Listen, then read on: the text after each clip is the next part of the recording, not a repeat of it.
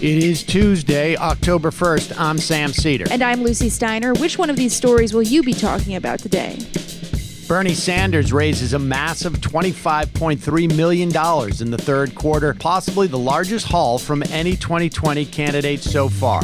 Meanwhile, CNN and the New York Times report that AG Bill Barr actually asked Trump to get Australia to help him review the origins of Special Counsel Mueller's probe.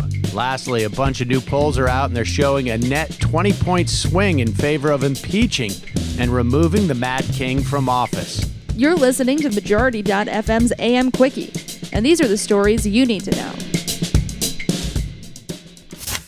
Bernie Sanders' campaign announced on Tuesday that it raised $25.3 million in the third quarter of 2019 with an average donation of $18. The haul beats Sanders' previous fundraising totals of $18 million and is, at the moment, the largest single quarter reported of any 2020 candidate throughout the year. That total, from over 1.4 million donations, was fueled in part by a record-setting month for the campaign in September, especially the final day of the third quarter, which was the second biggest fundraising day of the 2020 campaign. Since launching his bid for the White House in February, Sanders has raised $61 million from over 3 million individual donations, with more than 99.9% not maxed out, still able to continue giving money to the campaign.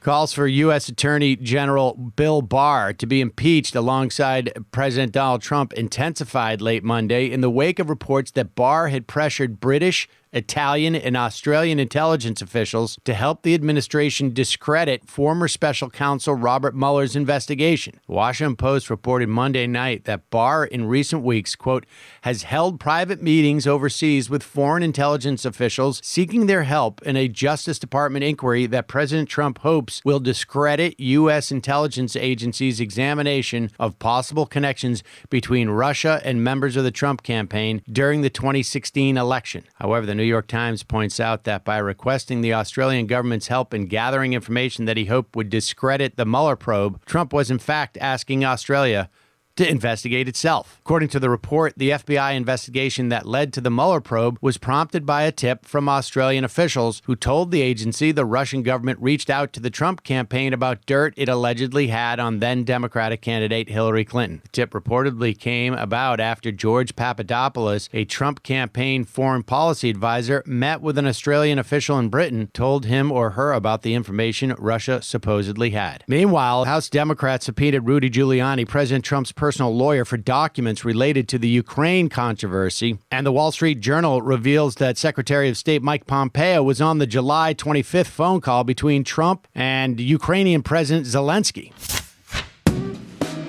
Majority.fm's AM Quickie is fueled by justcoffee.coop. Just Coffee is a worker-owned coffee roaster based in Madison, Wisconsin that has sponsored the Majority Report for nearly a decade. Check out their collection of fair trade roasts, including our own Majority Report blend. And regardless of what you order, receive 10% off your order when you use the code MAJORITY at checkout. And all shipping is free. That's coupon code MAJORITY at justcoffee.coop. A new Quinnipiac poll finds American voters evenly split on impeaching and removing Trump from office, 47% to 47%, closing a 20-point gap from less than a week ago. Democrats have shown the greatest change since the last poll. Today, they show a virtual consensus on impeaching Trump, 90% to 5%, while last week they said Trump should be impeached 73% to 21%. Polls continue the trend of increased favorability for impeachment in the days since Democrats launched a formal impeachment inquiry to allegations that Trump pushed Ukrainian officials to investigate Joe Biden and his son Hunter over unsubstantiated corruption allegations. And now for some quicker quickies. Quicker Quickie. Michigan Live reports that negotiations on a new contract for hourly General Motors workers restarted Monday after positive signs. GM workers continued pickets and became eligible to collect strike pay as well on Monday, September 30th, the 15th day of a nationwide strike by more than 49,000 union members against GM. A report by ABC News found that between 2013 and 2017, more than 25,000 children under the age of 10 were arrested in the United States. That number skyrockets for children between the ages of 10 to 12, over 225,000 arrested during the same 5-year span. Republican Congressman Chris Collins is resigning his House seat ahead of his guilty plea to insider trading charges. The New York Republican, among Trump's earliest endorsers, called the charges against him meritless, of course, but is scheduled to change his plea Tuesday afternoon. And lastly, according to the site Bellingcat.com, Charles Davis reports YouTube comedian Jimmy Dore received thousands of dollars from a pro-Syrian regime lobbying group. That same year, Dore would argue that a chemical weapons attack on the opposition-held town of Khan Shaykhun was likely a false flag. Very flaggy indeed. Quickie.